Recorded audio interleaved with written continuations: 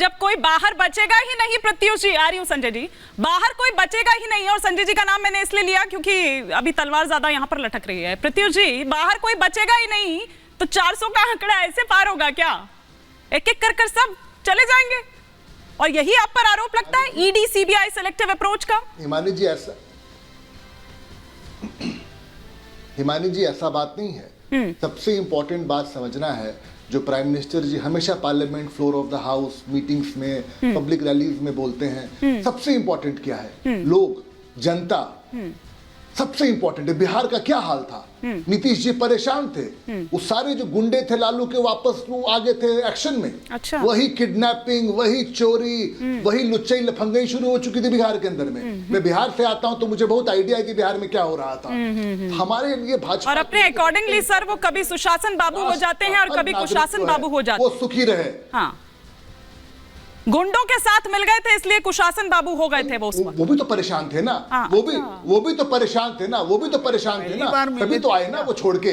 आपको समझना पड़ेगा। और बीजेपी का तो बड़ा क्लियर है कि हमें जहां पे लोग का भला हो, जहां पे पब्लिक जो है वो खुश रहे, देश तरक्की करे, वहां भाजपा रहेगी। इसमें तो हमारा कोई दो राय है ही नहीं इसके अंदर में।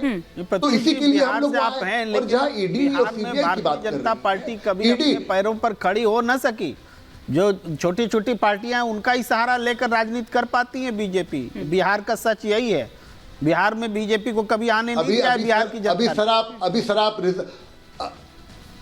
सर आप रिजल्ट देखिएगा इस बार ना सर पार्लियामेंट का, तो फिर हम लोग फिर इसी चैनल में हिमानी जी के शो में बात। संजय जी, जो आपके दूसरे प्रश्न का मैं आंसर दे रहा था हिमानी जी। हाँ ठीक है सर, मैं आ रही हूँ। एक ओपनिंग कमेंट तनुज खत्री जी से और संजय मिश्रा जी से भी ले लूं सर, फिर उसके बाद आप काउंटर रिएक्शन दीजिएगा। संजय जी कुछ रिएक्ट करना चाह रहे थे। जी संजय जी। हाँ, मैं ये कह रहा था, समीर जी ने एक अच्छा एग्जांपल दिए कि जो बच्चा तैयारी करता है साल भर तो उसको कॉन्फिडेंस तो आ ही जाता है कि रिजल्ट तो मेरे ही पक्ष में आएगा। बिल्कुल सहमत हूँ। मेरी तैयारी, मैं जानता हूँ कि हिमानी जी के हर सवाल का तैयारी करके आया हूँ, जवाब तो मैं बढ़िया ही दूंगा। लेकिन प्रेम जी कैसा जवाब देंगे, समीर जी हमसे बेहतर जवाब देंगे कि खराब जवाब देंगे, इसका आकलन मैंने कैसे कर लिया? समीर जी आपने अपना भी सेट किया और विरोधियों का भी सेट कर दिया। ये सबसे बड़ा देश के सामने सवाल है और जनता के लिए तो बड़ा अच्छा संदेश दिया है आप लोगों ने, मोदी जी ने। आपने 370 अपना सेट किया, कांग्रेस का 40 सेट किया। पूरा सेटिंग का काम आप कब तक करते रहेंगे साहब?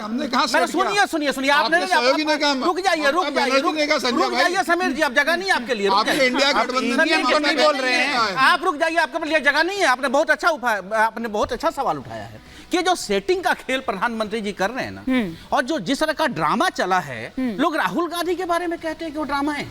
प्रधानमंत्री जी, और आज जो सदन में उन्होंने बयान दिया है खड़गे जी के लिए कि आपने कमी पूरी कर दी, लोकसभा में राज्यसभा में ड्रामा देखने की कमी जो थी वो खल रही थी। क्या शब्द का प्रयोग हो रहा है, क्या ड्रामा हो रहा है? अरे सर, झटका लग गया आज चाहते हैं प्रधानमंत्री जी हमारे। इस तरह के भाषण होते हैं प्रधानमंत्री जी से। मैं कह रहा हूं, आज ईमानदारी से कह सकता हिमानी जी कि देश में क्या प्रधानमंत्री का पद खाली है? कोई सी भी प्रधानमंत्री का वक्तव्य इस तरह से आ ही नहीं सकता। क्या वो जनसभा हो, आपके सामने तो बोलते नहीं है, आपने तो दर्शन भी नहीं किए होंगे आज तक। बताइए, आपका कैमरामैन ने कैमरा लगाया हो पीएम के सामने और आपका माइक लगा हो, 10 साल में नहीं हुआ ना? उस पर भी कुछ बोलिए, हुआ नहीं है, उस पर भी कुछ बोलिए जो आज आपको झटका लगा। सवाल आ सकता है, वहां से मोदी जी भागते हैं। अब देखिए, जैसे आप भाग रहे हैं अभी, मैं कह रही हूँ जो झटका आपको लगा है, मैंने ये चौथी बार पूछ रही हूँ आपसे, जो झटका आपको लगा है उस पर क्या कहेंगे? आता हिमानी जी, बहुत ही दुख की बात है ये। आज कोर्ट का आदेश हुआ है, कानून तरीके से जो भी होगा उसका सम्मान करेगी पार्टी। उस पे इनके अपने लीगल डिपार्टमेंट है, क्या आदेश देते हैं, क्या करते हैं, क्या डिस्कशंस होता है।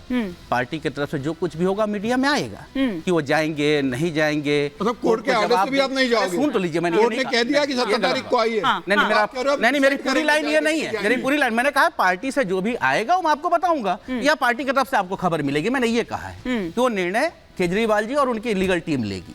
लेकिन मेरा ये कहना है कि आज जिस तरह से आम आदमी पार्टी के साथ किया जा रहा है, इतना षड्यंत्र, चुनाव जीतने के लिए आप एक लोकतंत्र के अंदर किसी पार्टी को खत्म करने की इस तरह की कसम खा लेंगे? अच्छा, मतलब अगर लोगों ने, मेरी बात आ जाए, कंप्लीट। सर, मैंने कल भी आपसे ये कहा था, जो भी बोला, सुनिए ना, ईडी की एंट्री कब होती है ये कल स्टेप वाइज मैं पूरा बता चुकी हूँ आपको, ठीक है ना। बार बार दोबारा उस पर बात कर कोई फायदा नहीं है, वक्त जाया होता है। लेकिन ये बताइए ना कि क्यों आपको हर बार ये लगता है कि षड्यंत्र की विक्टिम कार्ड क्यों खेलने लगते हैं आप लोग हमेशा। मैं बता, फिर तनुज जी का रुख करना है। आपको भी पता है हाँ, मैं क्यों कहता हूं बार बार, 2 साल से ईडी और आम आदमी पार्टी के बीच में ये काम चल रहा है। 2 साल से ईडी छापा मार रही है। एक कल भी हुआ उस एपिसोड में, कल का डेट भी जुड़ा है। उनके कैशियर और राज्यसभा सांसद के यहाँ छापा पड़ा, मुख्यमंत्री के पीए के यहाँ छापा पड़ा। मिला क्या ये मीडिया को नहीं मालूम होगा कि वहां से लेकर ईडी के आ गई है। इस तरह का षड्यंत्र ना बोलो तो मैं क्या बोलूं हिमानी जी। अच्छा और मैं कहना चाहता हूं, ये सारे बयान ना, यदि मैं एक बात कहना चाहता हूं, ये एकदम पार्टी लाइन से बाहर जाके मैं कह रहा हूं और जिम्मेदारी के साथ हिमानी जी कहता हूं।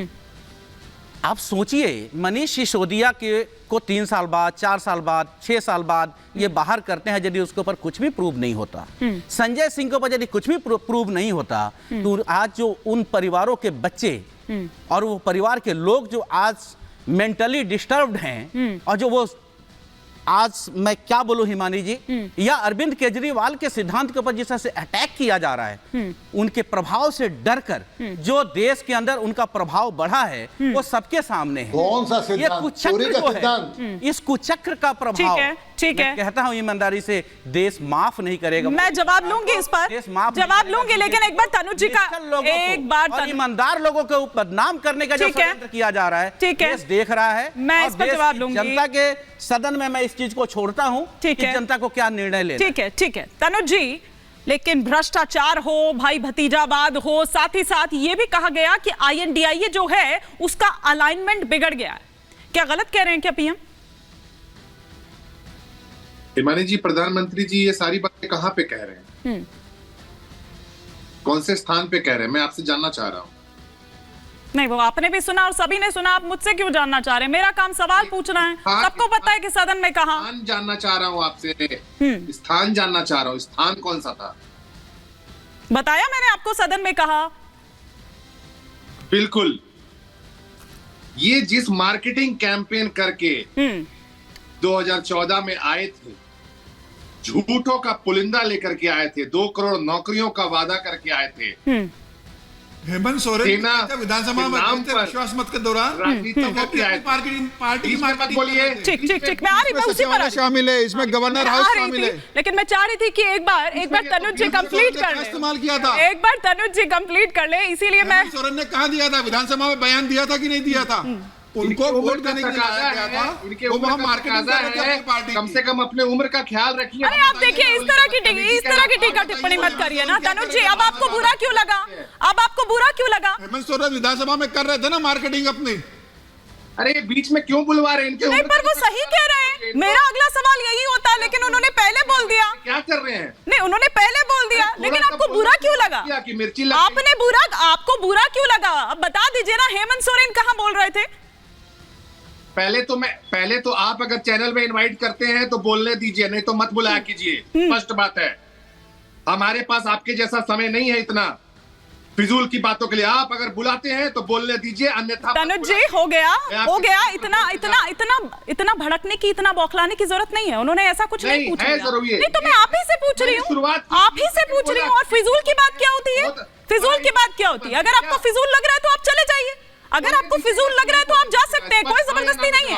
ये फिजूल क्या होता है? बोलने दीजिएगा या नहीं दीजिएगा? नहीं तो आप ही से सवाल पूछ रही थी ना, ये धमकाइए मत ना मुझे तनुज जी। सुनिए तो भाई, हाँ सुनिए, सुनने की क्षमता रखिए। जिस मार्केटिंग कैंपेन करके मोदी जी आए थे, अरे देश की सदन का इस्तेमाल उसी मार्केटिंग कैंपेन के लिए कर रहे हैं। जब चुनाव होंगे तब आप ये जाकर के बोलिएगा जनता के बीच में, आपको 400 आएगा कि 40 आएगा। वो संसद भवन है, वहां पे कानून बनाना था आपको लोगों के हित में।